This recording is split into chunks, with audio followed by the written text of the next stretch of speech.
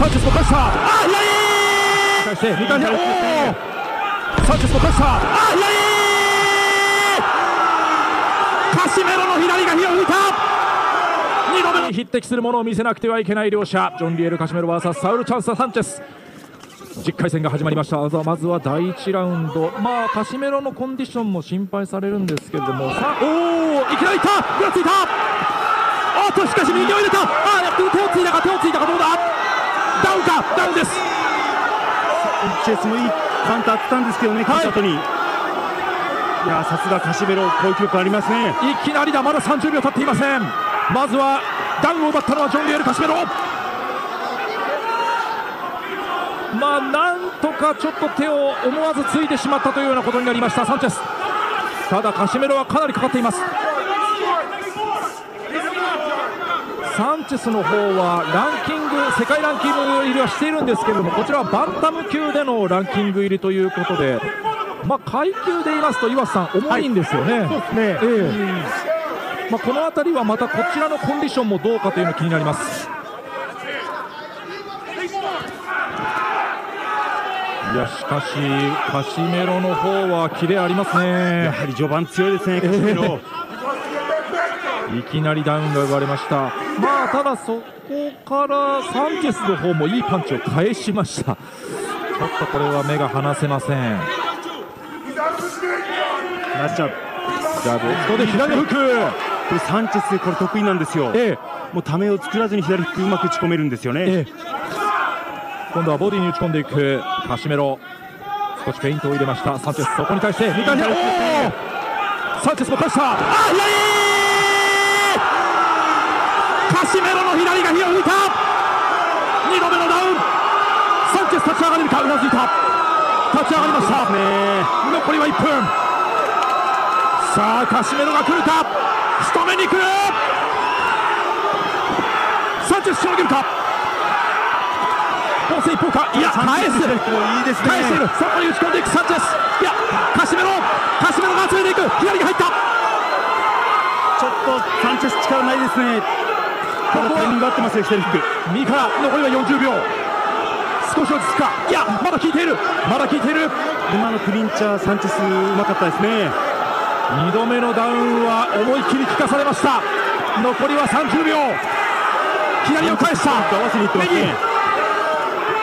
カシメロがまた来た。このラウンドどうでしょう。しのげるか。止めた。終わった。Dumako naman tayo sa iba pang mga balita. Junto Nakata ni malaki ang race pito sa magkapatid na Inoue, at alam niya na ito ay malalakas na mandirigma sa ibabaw ng boxing ring, ngunit malaki pa rin naman ang tiwala niya sa kanyang sarili, lalong-lalo na sa kanyang kakayahan pagdating sa pakikipaglaban sa ibabaw ng boxing ring. Malaki din ang tiwala niya sa kanyang lakas at diskarte sa pakikipaglaban, kaya ayon kay Junto Nakatani, kayang-kaya niya daw umano patumbahin ang magkapatid na Inoue. Maingay at matunog na ang planong pagkasa ng bigating sikat na promoter na si Bob Arum, sa laban ng dalawang Japanese boxer at parihas undefeated world champion.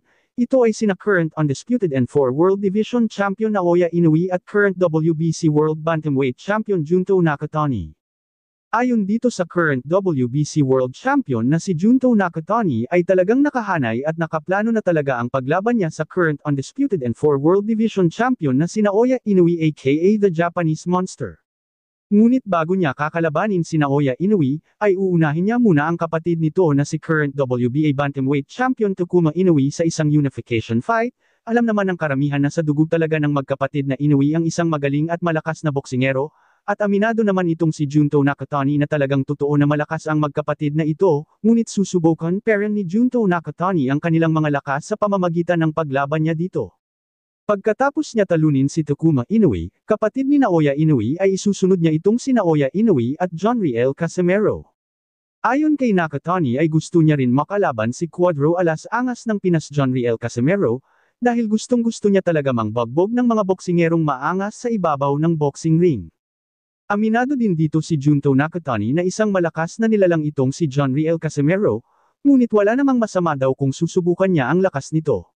Dahil tulad sa rason niya na gusto niya makalaban ang Inoue Brothers ay ganun din ang rason niya sa paglaban niya sa angas ng Pinas John Riel Casimero. Sa kasalukuyan ay napakaabala itong si Junto Nakatani sa kanyang mga training, bilang paghahanda sa paparating niyang laban na magaganap sa bansang Japan ngayong October 14, 2024, ang laban ay isang world title defense. Dedepensahan ni Junto Nakatani ang kanyang hawak na titulo laban kay Tasanasalapat ng bansang Thailand na may tala na 76 wins, 53 dito ay tinalo niya sa pamamagitan ng knockouts, at may isang talo. Marami din kasing naniniwala sa lakas nitong si Junto Nakatani at makakapagbigay ng unang pagkatalo dito sa tinaguriang The Japanese Monster na Naoya Inoue. Kaya kabang-abang talaga ang laban na Naoya Inoue kontra Junto Nakatani at Jonriel Casimero kontra Junto Nakatani. Ano sa tingin nyo guys, babagsak kaya si Junto Nakatani sa mga kamay ni Naoya Inoue or babagsak ito sa mga kamay ng tinaguriang Cuadro Alas Angas ng Pinas Jonriel Casimero?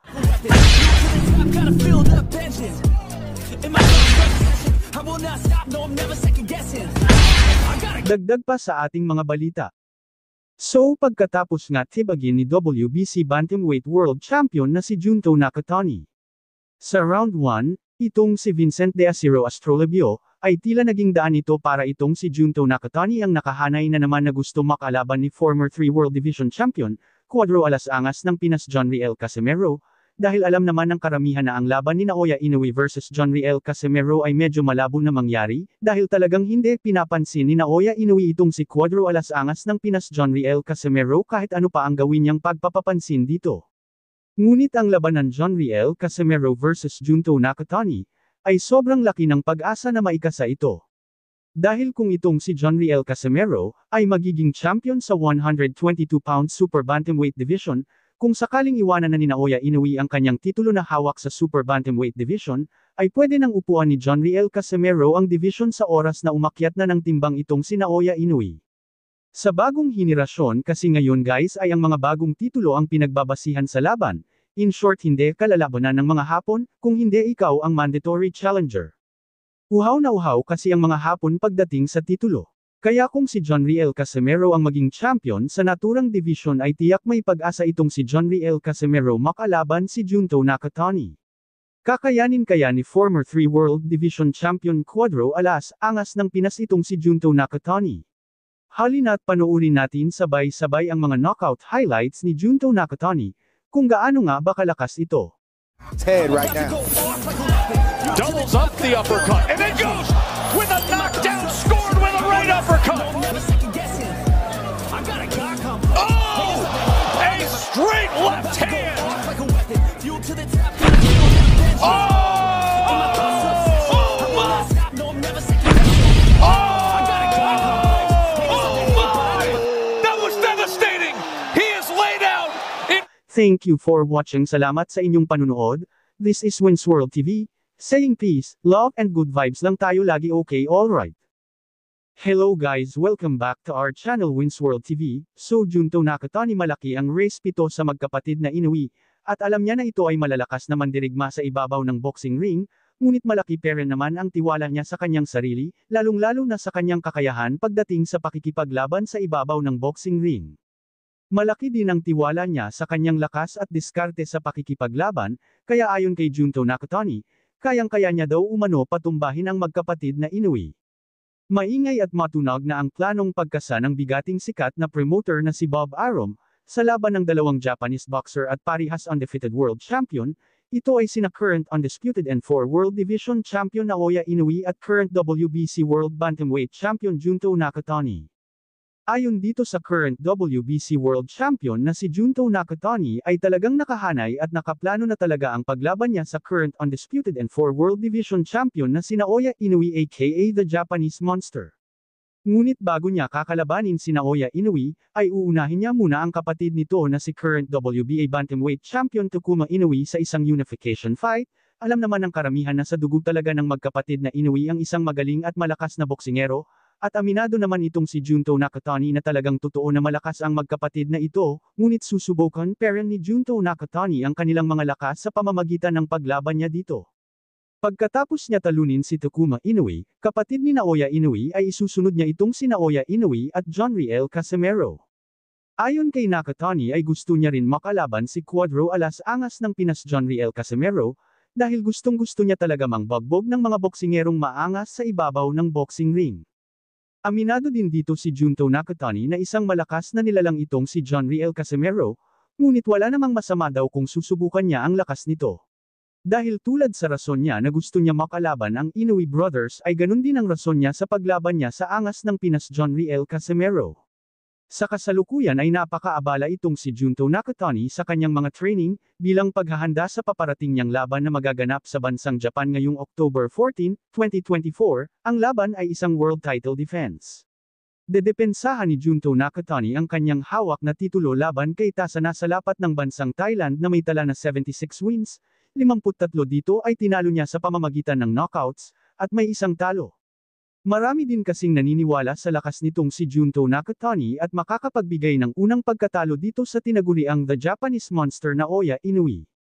Kaya kabang-abang talaga ang laban Naoya Inoue kontra Junto Nakatani at John Riel Casimero kontra Junto Nakatani. Ano sa tingin nyo guys, babagsak kaya si Junto Nakatani sa mga kamay ni Naoya Inoue or babagsak ito sa mga kamay ng tinaguriang Cuadro Alas Angas ng Pinas John Riel Casimero? Just comment down below. Thank you for watching. Salamat sa inyong panunood. This is Wins World TV, saying peace, love and good vibes lang tayo lagi, okay, alright.